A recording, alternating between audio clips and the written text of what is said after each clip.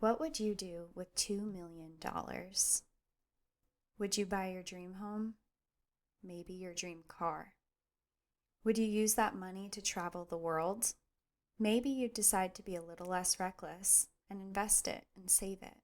Or maybe you'd use that money so you could finally go back to school and land that dream job that you've been thinking about for years. Think about it. If you found $2 million right now, what would you do? There would be so many possibilities, so many new doors of dreams that would just open up for you. If only you had that money. Now, what if I told you that there was a treasure chest that someone had hidden worth $2 million? And all you need to do for it to be yours is to solve a riddle and find it. Listen very carefully, because I'm going to read that riddle to you right now. As I have gone alone in there, and with my treasures bold, I can keep my secret where, and hint of riches new and old. Begin it where warm waters halt, and take in the canyon down. Not far, but too far to walk. Put in below the home of brown. From there it's no place for the meek. The end is ever drawing nigh. There'll be no paddle up your creek, just heavy loads and water high. If you've been wise and found the blaze, look quickly down, your quest to cease. But tarry scant and marvel gaze, just take the chest and go in peace. So why is it that I must go, and leave the trove for all to seek? The answers I already know. I've done it tired, and now I'm weak. So hear me all, and listen good. Your effort will be worth the cold. If you are brave and in the wood, I give you the title to the gold. There you have it. You have all the hints and clues now. You have the information you need to find this treasure and begin your new life. What will you do with this information? To what lengths are you willing to go to get this treasure? Would you rappel 850 feet down into a canyon? Would you be willing to commit burglary? Could you desecrate cultural artifacts and break the laws of our national parks? Would you be willing to sacrifice your life for this? This is a story of Forrest Fenn, his treasure, and the people who decided that the adventure and the risk was worth the reward. Welcome to National Park After Dark.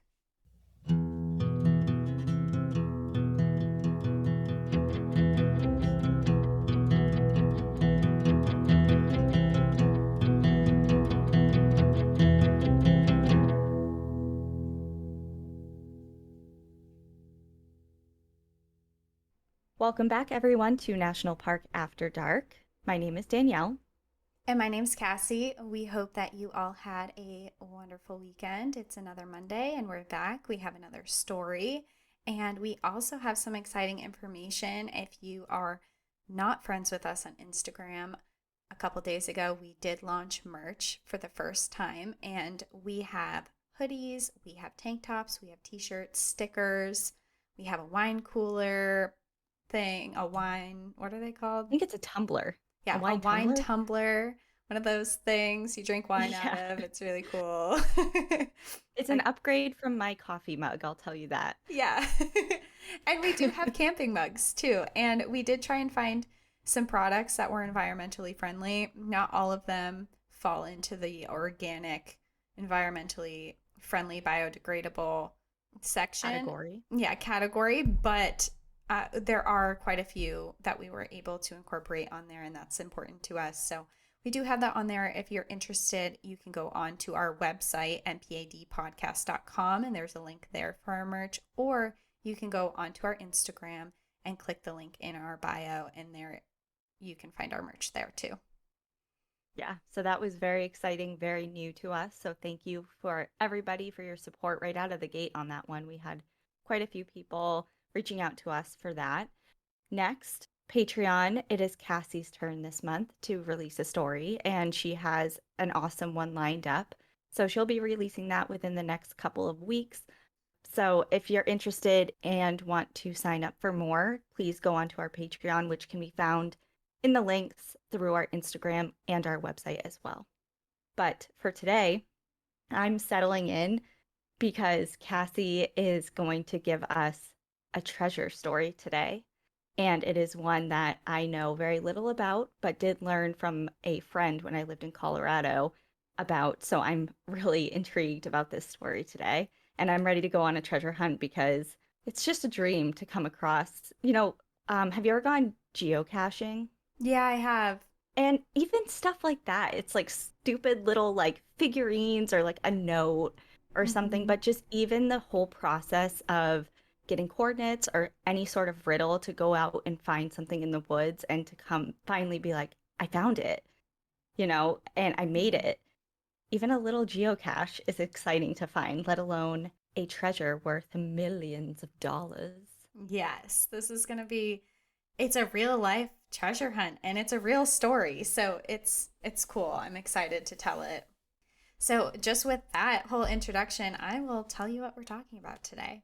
So, we're going to be talking about Forrest Fenn and his treasure that sent thousands of people into the Rocky Mountains to find it. And for this episode, a lot of times we introduce the national parks that we're going to, and this one kind of flops around to a couple different areas. A lot of the story does take place in Yellowstone National Park. And then we're also going to be heading into some national forests and also throughout the Rocky Mountains. So we kind of go a little bit all over the place, but I figured for this I would introduce Yellowstone.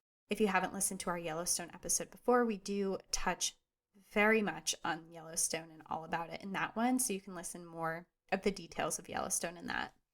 Yellowstone is located in mostly Wyoming, but it also spreads into Montana and Idaho. And Yellowstone was the first national park that was created. It's nearly 3,500 square miles of wilderness, and it's actually a volcanic hotspot. Yellowstone is absolutely beautiful. It has huge dramatic canyons, it has alpine rivers, hot springs, geothermal pools, and there's lush forests in the area. And not even to mention all the wildlife that's there. You're not going to go to Yellowstone and not see something. I can guarantee you're probably going to see a bison at the very least, which is awesome in itself. So, Yellowstone is just this really magical place. We're going to talk about how Yellowstone and Forrest Fenn Treasure combine. Awesome.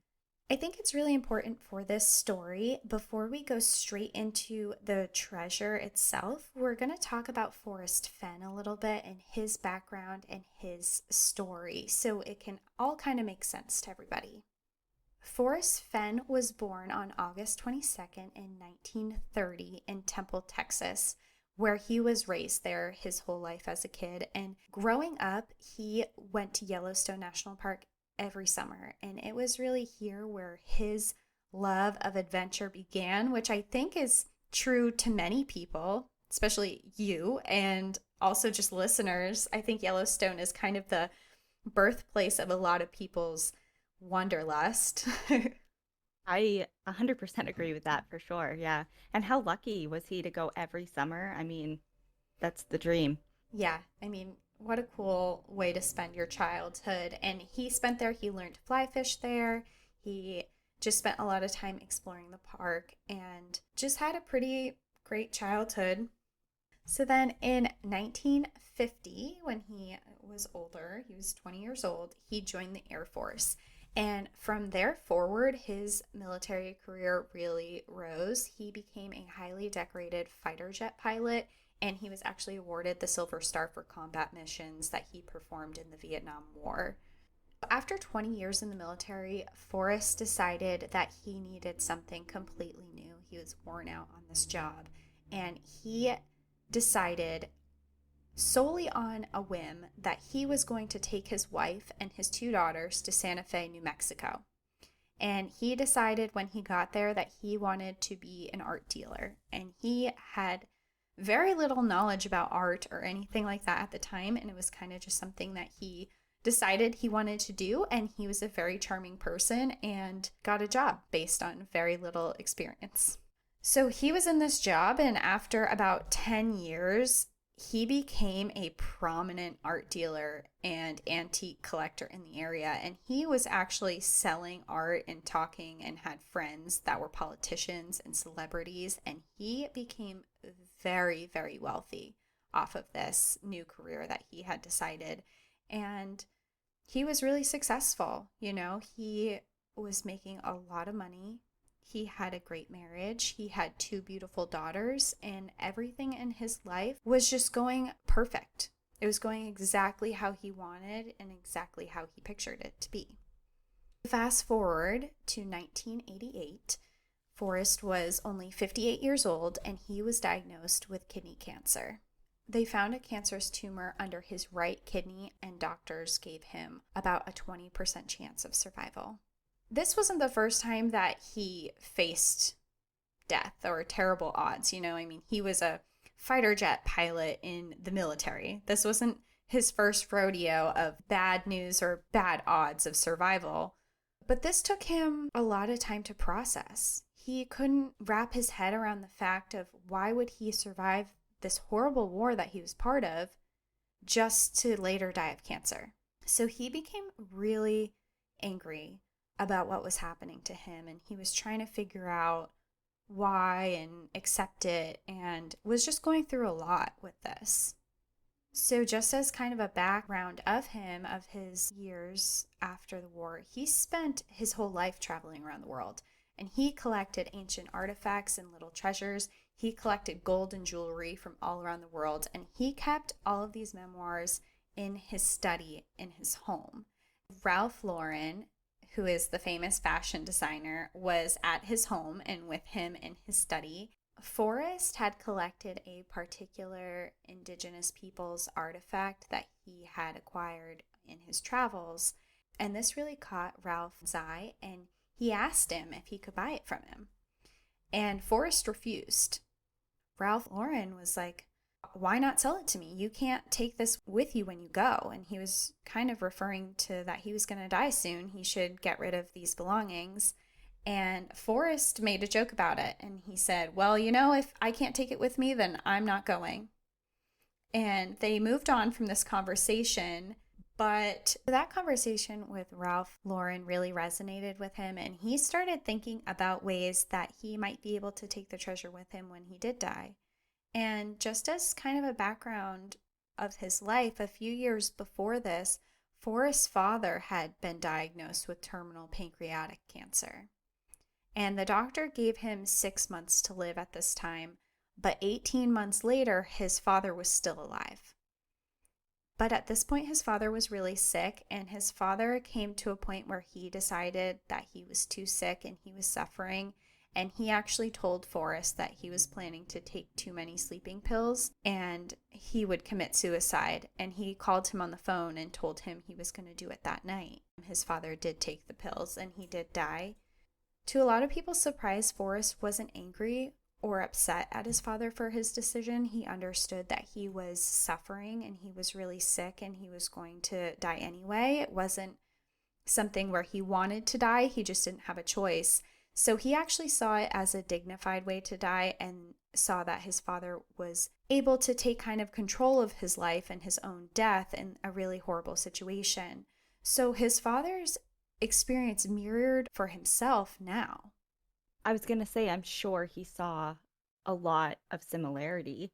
Oh my God, that's just so Exactly. awful. That's just so awful. You sympathize with what his father went through and now what Forrest is going through.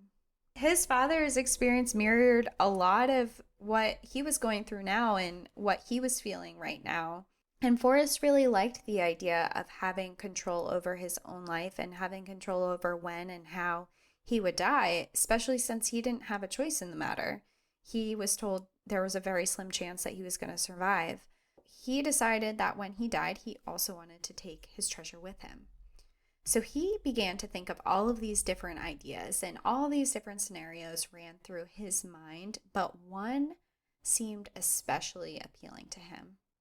He wanted to fill a chest full of his artifacts and treasures. So it would be gold, jewelry, any artifacts that he had, and he would seal this chest. He then wanted to create a poem, and within this poem would be a riddle on how and where to find this treasure chest that he was going to leave for people. This riddle, however, wasn't going to only lead to the treasure chest. This riddle was also going to lead to Forrest Fenn. He was going to pick a place in the wilderness that he wanted to die, and just like his father had done, Forrest planned to take too many pills and die right next to his treasure. And then he would create this treasure hunt to find him and his treasure. My God. Okay.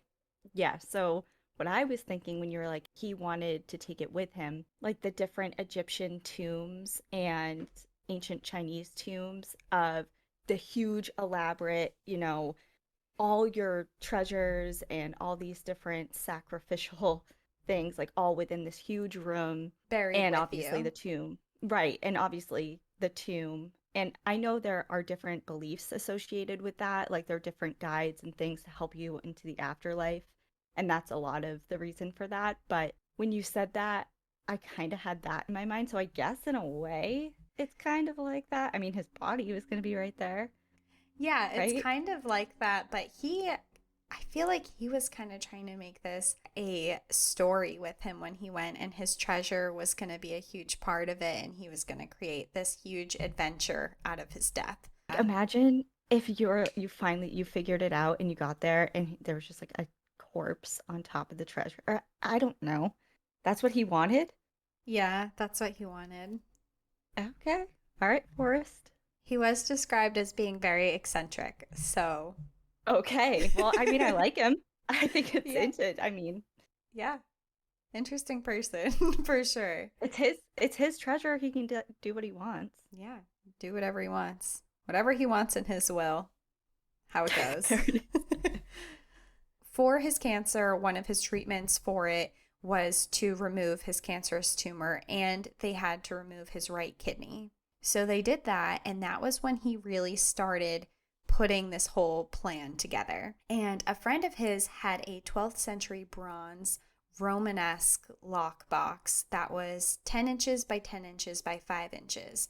And he decided that this was perfect for what he wanted, and he paid $25,000 for it. And he began to fill it with all of his most valuable and prized treasures.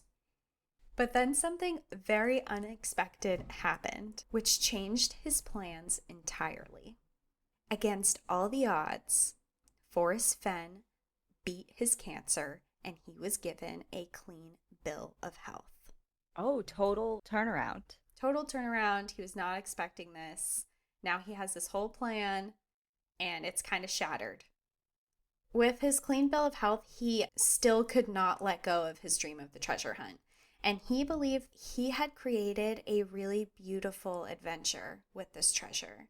He thought he was giving a reason for people to go outside. He was giving people a reason to explore and adventure, and he was giving people a real life treasure hunt. And he thought that his idea was just beautiful, and he had really big plans for it, for what it would mean to people. So he decided that he was going to continue with the original plan.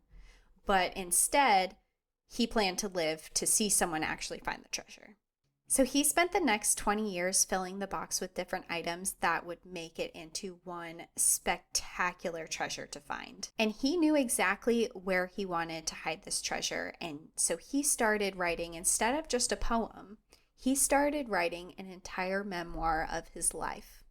By the time he got all of these things together and the treasure chest was ready, the chest consisted of 265 gold coins, dozens of gold nuggets, a gold dragon bracelet with ruby eyes that was studded with diamond emeralds and rubies. He had 2 gold frogs, a Mayan gold bracelet, a 17th century emerald and gold Spanish ring, 2 Colombian gold mirrors, gold dust, gold nose rings, an ancient gold necklace, which was thousands of years old, and more. This treasure chest was worth over $2 million, and inside this treasure chest, he included a copy of his memoir that he had written. And inside this memoir, small little stories of his whole life and things that happened through his whole life. And at the very end of this memoir was the poem that I read at the very beginning of this episode. And in that poem, there are 9 hints of where the treasure is hidden. Okay, yes, it's worth $2 million, but what am I going to do with 2 gold frog nuggets? So inside of this, they're all cultural artifacts. They all have titles written in his name. They're all sellable. Okay, that Yes. changes things. So it's not like, here's a gold frog, good luck. They're actually very valuable, sellable things that you can exchange for real money. Not to say that that wouldn't be life-changing to find either way, just for the cultural significance and, just the fact that you found the treasure and it's obviously very valuable items are in there. Anyway. Yeah, he did create a real treasure chest for it, and he put the last item that was needed in it in 2010. And at this time, he was 80 years old. So he's been really working at this for a Yeah. long time. In 2010, he got the last item in. He had his memoir, he had all the clues. And one day, without telling anyone where he was going or what he was doing, including his wife, he set out into the wilderness and he hid the treasure. And hiding this treasure took him one afternoon. So it took one afternoon for an 80-year-old man alone to hide this treasure, which, based on your description, probably pretty hefty. I think I read somewhere that it weighed 45 pounds. Right, like it's not a light cardboard box filled Yeah. with, So that leads me to believe that it's in an area that is somewhat, quote unquote, easily accessible. But based on your face, I feel like that's not the case. No, I think what you just said is really important for the rest of my story. Keep in mind that he's an 80-year-old man who it took him an afternoon to hide this treasure, and it would be in an accessible location for an 80-year-old man. Once he had hidden the treasure, he went home to print his memoir that he had been writing, and he printed 1,000 copies. And as I said earlier, it was filled with stories of his life, from his early days in Yellowstone to his career as a fighter jet pilot, to his life with his family, and also his battle with cancer. And at the end of this memoir, he had that poem, and like I said before, it did contain 9 clues for where the treasure was hidden. He titled this memoir The Thrill of the Chase, and he sold it in a small bookstore in Santa Fe, and he sold it for the price that it cost him to print it, and he asked that any profit that the store made off of this book, they would just donate to charity. And he wanted it to go to a charity for cancer. And the reason he did this was, one, to help cancer charities, because he obviously had a strong tie to that. And he also didn't want any profits for himself because he didn't want it to seem like this was a ploy for him to get money. He strictly and wholeheartedly wanted this to be an adventure for people. He wanted this to be an adventure of a treasure hunt, and he wanted this to be a life-changing reward for someone. What he didn't realize when he started all of this was the lives that it would take, the destruction that it would cause, and how he himself would become a victim in the midst of it all.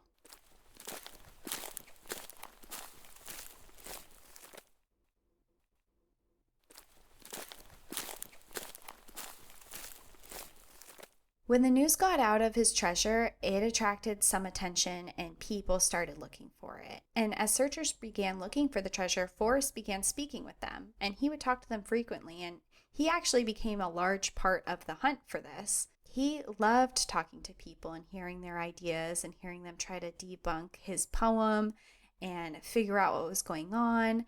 And he was really careful in all this not to give any information away, but he enjoyed having conversations with people. And it started out as a few hundred people, maybe 1,000 people that were searching for it. But then more major news sources came across the story, and it became bigger and bigger. And then on February 27th, 2013, Forrest Fenn and his story was aired on the Today Show. So, what started as a riddle in a book that was sold in a small bookstore in Santa Fe is now nationwide news. Yes. And not just nationwide, but it went global. And at this, thousands and thousands of copies of his memoir were printed and they were sold just in that day. This story brought people from all over the world and all over the country to search for this treasure. Well, it's very enticing. $2 million. $2 million. Yeah. It's essentially being like, hey, there's $2 million laying out in the woods somewhere. Come and get it. The mad rush of people that would attract is probably mind blowing. And I think about when I lived in Colorado, there was a Facebook page that I followed called Colorado Treasure Hunters. And I think just a single person runs it. And they'll literally just take a picture of like a $20 bill in like a tree or a stump or under a rock or something and kind of just give a really small picture of where it is. And they'll post it and be like, happy hunting, good luck. And it's only $20, but I mean, he has thousands and thousands of people following him. So, and that's for $20, like imagine what Yeah. 2 million. I mean, it's such a fun idea. And I mean, $2 million, of course, people are going to get excited for that. That's going to fix any financial problems you have. That's going to bring a lot of dreams and things your way that weren't accessible before that, especially if you are not really wealthy. Right. I mean, $2 million is a life-changing amount of money for a lot of people. So, Yeah, including so me. including me, yes. Including me. But so they hear about it on the Today Show and his book explodes. Mm-hmm. And now everyone is on to this. Everyone is onto this and everyone wants to be the person to find it. And this creates a significant boom in tourism, especially surrounding the place where Forrest lived. So Santa Fe area was starting to get more tourism than it had ever seen. And it also created a huge number of treasure hunters that were heading into Yellowstone National Park. Many people, after reading his memoir and reading his stories from his childhood and reading the poem, believe that the treasure may be hidden in Yellowstone National Park. And another big reason why they thought that was because at one point in Forrest Fenn's lifetime, he actually moved to the west entrance area of Yellowstone and he lived there for years. And in his memoir, he talks about how much he loved it there. So this created a huge boom in tourism in Yellowstone National Park. So people are taking not only clues from the poem itself, but also trying to decipher the memoir itself. Yes. Okay. Just to kind of like pull clues from his life story and to see if they can incorporate it versus just reading that poem and going off of that. Yeah.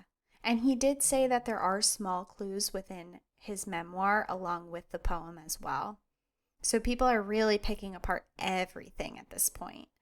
And there were so many people flooding into Yellowstone National Park that the Park Service actually had to come up with an entirely new set of rules, flyers, and signs specifically for the treasure hunters. Because these hunters were going into protected wildlife zones. They were trampling over protected vegetation, and there were even instances where they were digging deep holes in the ground in Yellowstone for their own bathrooms. So they were making their own outhouse bathroom areas because they were staying in Yellowstone for a long period of time searching for the treasure. Oh, no, it's like chaos. Yeah. And obviously you can't dig your own outhouse in Yellowstone National Park. Like it's a national park. You can't do that.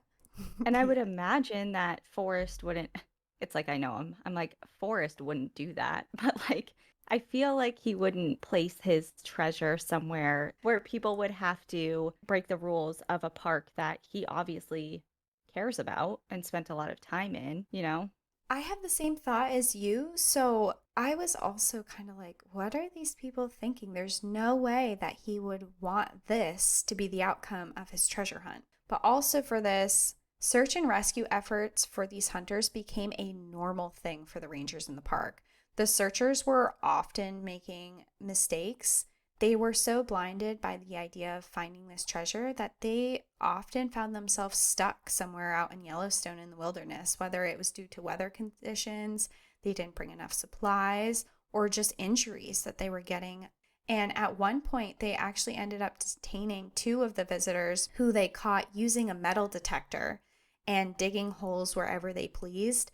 And the reason that they caught this couple doing this was because they started a small forest fire inside the park because they were camping without a permit and started a campfire. Yeah, I would think that just taking a metal detector in the middle of Yellowstone is like, you don't even have to look up the rule book. The answer is no. But even the metal detecting, like, okay, whatever, they started a forest fire because they made Yeah, their well, own that too. campfire. I'm like, you can't, in the West, you can't just make a campfire wherever you want.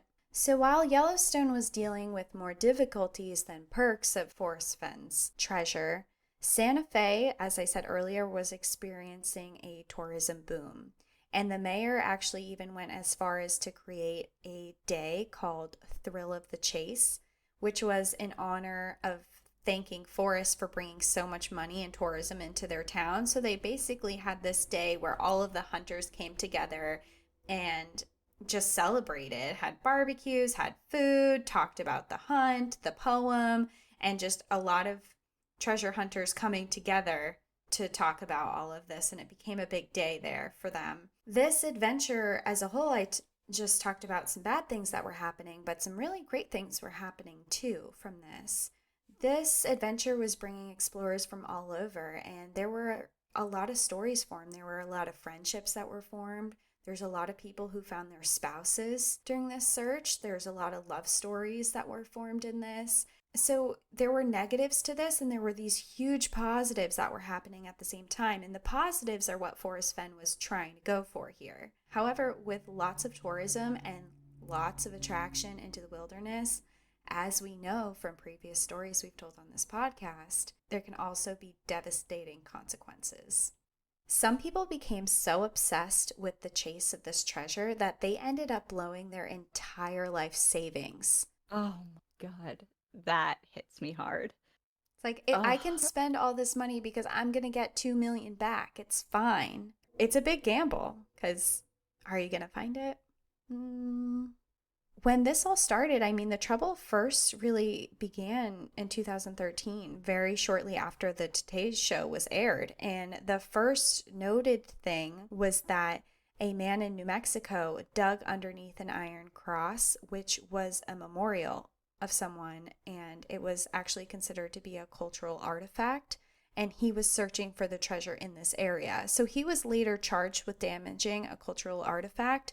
And then there was also another person who actually started digging up grave sites in search of the treasure. People were going to all different lengths for this, and Forrest became really worried that the next stop in this was that they were going to try and dig up his father's grave.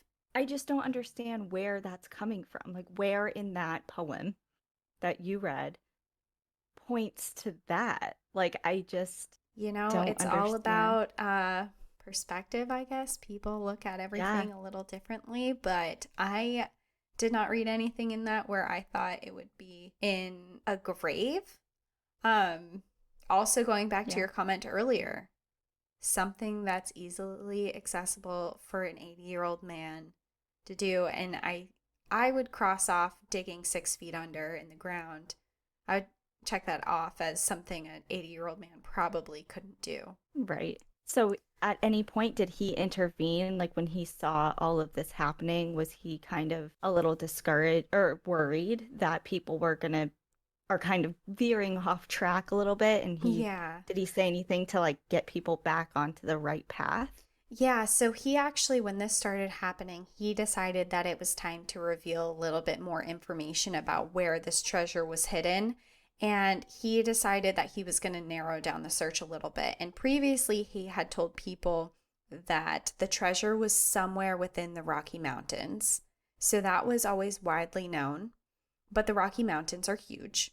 They go across several states, so it doesn't narrow it down that much. So he decided to tell people that it was either located in New Mexico, Colorado, Wyoming, or Montana, and that the treasure was not located in a grave. And telling everyone this canceled out a couple parts of the Rocky Mountains. So this canceled out going into Canada, Idaho, and Utah. He also revealed that it was at the very minimum 8.5 miles north of Santa Fe.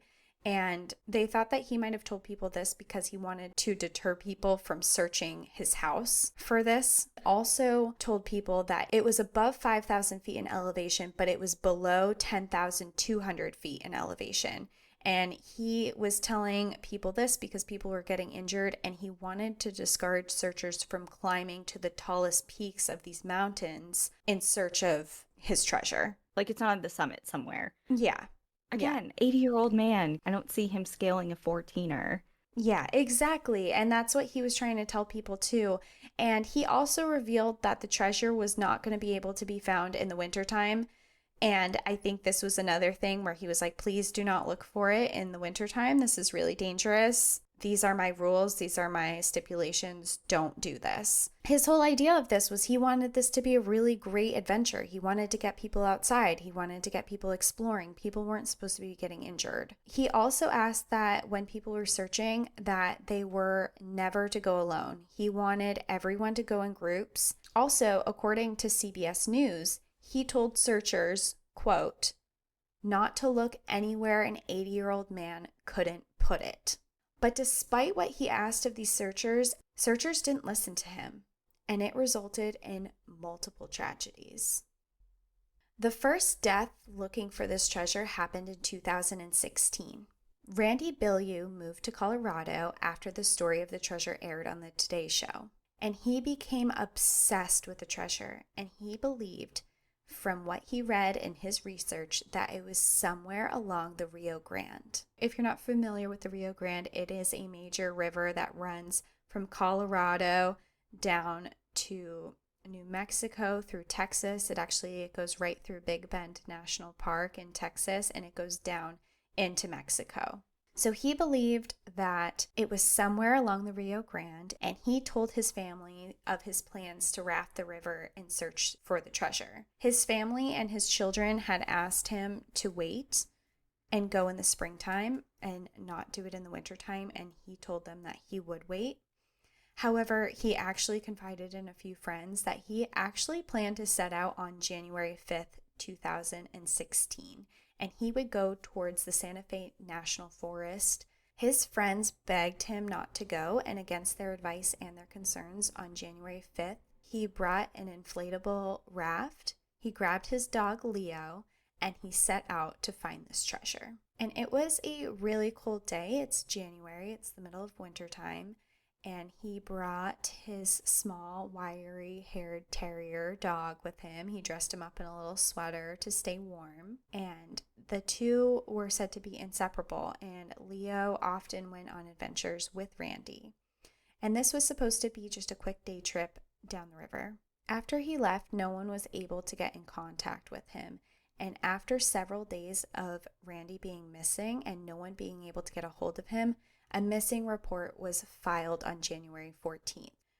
Rescue teams went into the search area, and they brought a helicopter to fly over and see if they could get any view of his raft or where he could be. 2 days later, on January 16th, while they were flying overhead, a medical nurse, Erin Johnson, was inside the helicopter, and she was looking out in search of Randy.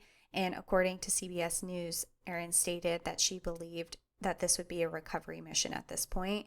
The weather was really cold the past 2 days, and she didn't believe that there was a chance that he could still be alive with the weather that way. So they were flying really low, and Erin and the pilot came across Randy's raft, and it was upside down, and it was deflated, and it was on the side of the river. They landed the helicopter, and they approached the raft, and there they found his dog Leo.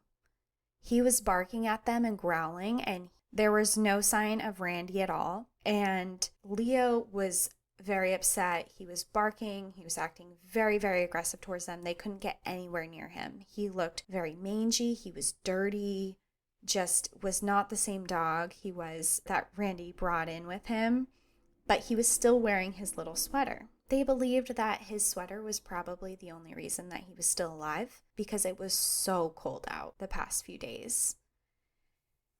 The pilot that was there, he happened to have a Cliff Bar with him, and Erin approached the dog and held it out for him. And after several tries, she was finally able to get Leo to come close to her and start eating the Cliff Bar. She was able to get a hold of him. She wrapped him up in a little blanket and she carried him over to the helicopter. So the whole helicopter flight back, he sat in her lap and he was no longer aggressive towards her. And during that search that day, they were not able to find Randy at all. So after there were no signs of Randy, the search was eventually called off, but that didn't stop fellow treasure hunters to try and find him. There were treasure hunters in that area that would go out and search for him all the time, and they would bring drone cameras and they would hike along the riverbanks. They were doing a lot to try and find him. After 6 months of searching for him, his body was finally found and it was washed up along the riverbank. Kind of a little bit of a happier side of the story, Erin Johnson, the woman who rescued his dog, ended up adopting him. And today he is still alive and living with her and he's doing really well. So he was the very first person to die that was looking for the treasure, but he was not going to be the last. 4 more people would die searching for it. After Randy's death, for the very first time, there were a lot of people who outwardly spoke out in opposition of the treasure hunt. They actually asked Forrest Fenn to call off the search and just end it for everybody. It was too dangerous. Now, someone had died. People were very upset. But Forrest held his ground and he refused. And he stated that it was not his fault that Randy died and the treasure was not his fault that Randy died. He didn't listen to his rules at all. He went out in wintertime. He didn't go with any friends. He only went with the dog. He went to an area that an 80-year-old man probably wouldn't go to. So he really held his ground and he said, he didn't listen to any of my rules or stipulations on this. It's not my fault. I'm not calling off the treasure hunt. So going into a story of another person who was searching for the treasure, Jeff Murphy was like many other people. He had heard of the treasure and he became very intrigued from it. So from his own research and trying to solve the mystery of where it was, he, like a lot of other searchers, believed that the treasure was inside Yellowstone National Park. And he also, like many other searchers, contacted Forrest Fenn via email to tell him of his thoughts and where he would be searching for the next few days before he headed out. And that was really common among the searchers because Forrest was really involved with everyone who was hunting for the treasure, and he would talk back and forth via phone or via email. So it was really common for someone to send them their itinerary for what their plans were. So he left his home in search of the treasure in early June 2017, and he left from Chicago, Illinois. His hike was supposed to take only half of a day, and after not hearing from her husband, Jeff's wife called park rangers and reported him missing on June 8th.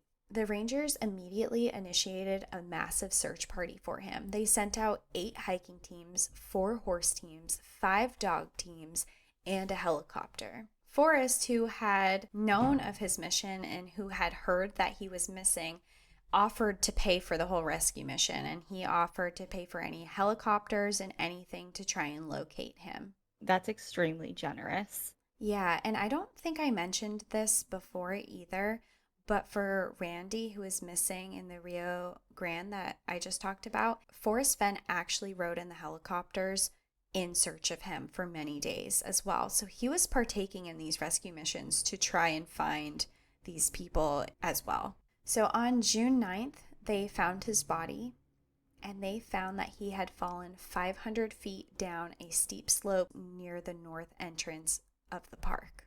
At almost the same time as Jeff Murphy's death, another man was out searching for the treasure in an entirely different location.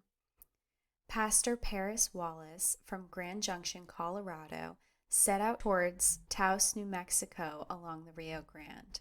When he failed to show up for a meeting, his wife reported him missing. Search and rescue teams searched the area and they soon found his car. They started scouring the area for any signs of Paris. And shortly after, they found a backpack that they believed was his, and it was in the river. Not far away from this backpack, they found a rope that was tied to a rock, and they had found a receipt inside of his vehicle earlier that day that made them believe that the rope belonged to him. Shortly after this discovery, a dive team was sent into the river looking for him, but the search had to be called off because the water levels of the river became too high. It was the following day, on June 14th, 2017, that they found Paris's body in the river. Eric Ashby, another man who moved all the way to Colorado in search of the treasure, went missing in Colorado's Arkansas River only 1 month later in July 2017. On July 28th, his river raft was found capsized and his body was later found in the river. These river accidents. Yeah. So at this point, a few people had died and people were begging Forrest to call off the search. And they were just saying there's too many people dying now. And Forrest continued to hold strong in his treasure hunt. And he stated that the people who were dying were very clearly not following his rules. And he reiterated that the location of the treasure was not in a dangerous location. And while there were people who were dying in search of this treasure, people were also going to some other extremes as well. They were breaking the law, and Forrest Fenn found himself to be a victim of some of these crimes. In October 2018, a man from Pennsylvania by the name of Robert Miller hopped on a plane and flew to Santa Fe, New Mexico. Robert Miller had heard of the treasure hunt and read the poem that Forrest had written. His family at this time was in a very desperate financial situation, and he later stated that for him, his wife, and his children, he only had $130 in their bank account. So he was in a very desperate situation, and when Robert Miller read this poem, he decided that the treasure had to be hidden somewhere on Forrest Fenn's property. When he flew into Santa Fe, he headed straight to his home. He kicked in a small wooden gate that was located near the front entrance to get into his backyard. And when he was walking along the property, he found a small black axe, and he used that axe to break a door window to the guest house, and he went inside. Inside the guest house, he found a small wooden treasure box, and he grabbed it. That same day, Fenn had had a dentist appointment and his daughter had brought him home afterwards. So she noticed that Robert was on the property. She called 911 and she let them know that there was an intruder there. But instead of sitting around and waiting for the police to arrive, she grabbed a revolver. She went outside and she approached Robert with the gun and pointed it at him. She told him that she had called police and he could not go anywhere. And Robert, in response to this, started immediately sobbing and apologizing for breaking in. And when the police arrived, she still had him at gunpoint and he had been crying. And she told police while they were there that they had had several other instances of break-ins since the treasure was announced. So this wasn't new at all. So sad all around. I mean, you can't just break into somebody's house. And he said that it's like 8.5 miles from Santa Fe or something like that. Yeah, It's people not just weren't there. listening. Yeah, it's not there. But oh God, that really is such a shitty situation. Like all of a sudden you're just immediately like breaking down and crying. It's like, I'm sorry, I'm just so desperate. Like that's a really, really bad situation to be in. But God damn, just listen to the rules. It's not there. Yeah, and like I feel for him in that aspect, but at the same time, so I read the article about him and I saw his mugshot, and I am telling you, he had a grin on his face in his mugshot, and I'll post it because it actually made me laugh out loud. He is smiling from like ear to ear in this mugshot, like, oops, sorry, you got me. Like, he does not look like he cares at all that he was arrested. So while there were crimes like that was happening, some people in search of the treasure were just flat out reckless and they disregarded their own safety and they put the safety of our national park rangers at risk as well. In 2020, a man by the name of David Christensen was convinced that he solved the mystery of where Forrest Fenn's treasure was. He was on a mission to find it. He stated that he was trying to find the treasure to stop the search efforts because too many people were dying. He stated that he had no interest in the treasure otherwise, but he knew exactly where it was located and he was going to go find it. In late December, he scouted out the area that he needed to be in, and he planned to return with all the correct supplies that he would need. He was going to come back prepared, and he was certain that this treasure was located at the bottom of the Grand Canyon of Yellowstone National Park. So the Grand Canyon of Yellowstone National Park is a large canyon on the Yellowstone River. The canyon is approximately 24 miles long, and the area itself has complex features and beautiful colors. There's steam that arises in certain areas, and this reflects the hydrothermal regions inside the canyon walls. This area is a very large attraction in the park, and many people come to visit it. So David decided that the treasure was at the bottom of this canyon, and he was going to rappel down the canyon walls 850 feet. David had little to no experience in climbing, and he tied his rope to the railing of the Grand Canyon overlook. David had miscalculated how much rope he needed to get to the bottom of the canyon, and he ran out before he got to the bottom. So he decided to scoot himself in the snow all the way down to the river. But at that point, it was too icy and snowy and slippery for him to climb back up to his rope to get back up to the top, and he was stuck at the bottom of the canyon, and he had to call in a rescue. A rescue team of 11 rangers came in to save him, and this operation was incredibly dangerous. There were snowy conditions, it was extremely cold, and the location where he was extremely dangerous to get to. When the team got down to him and they brought gear down, David was going to have to help himself climb out, and they were attaching him to a rope, and he needed to climb out on his own with the rangers to the top of the canyon.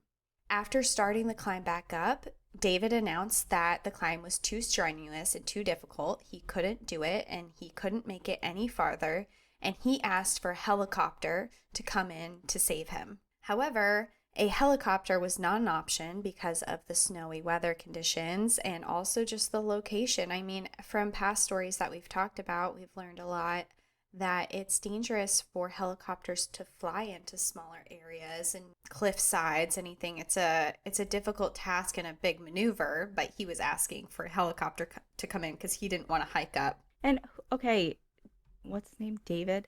Yeah. David, you put yourself in this position, and now you're putting a lot of other people at risk. That's not fair. Buck up. Let's go. Hike your butt right back up there. Get those trail legs on. You're climbing. You're climbing today. So they end up rescuing David, but the park ended up pressing charges against him for his negligence. And in court, he apologized for what he did, and he apologized for putting the rangers' lives at risk. But in court, he was adamant that the treasure was in fact stashed somewhere on the canyon floor. And he said, quote, "You might call me a lunatic, whatever, but I feel wholeheartedly I solved that Fenn treasure thing. I still feel it's down there, Your Honor."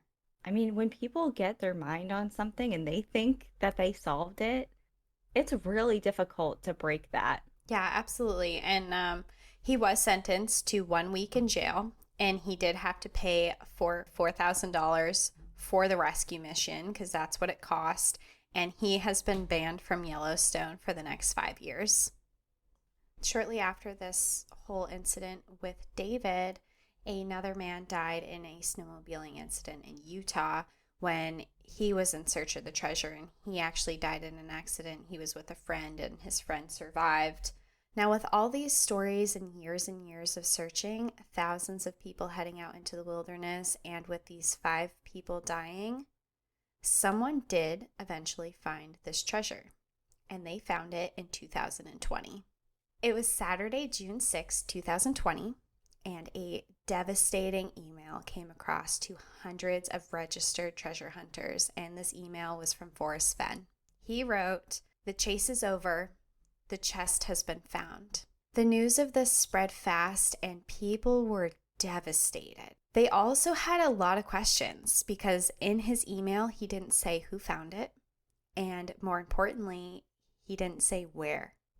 So in this email where Forrest Fenn wrote that the chest has been found, his email also read in regards to the treasure: it was under a canopy of the stars in the lush forest of vegetation in the Rocky Mountains.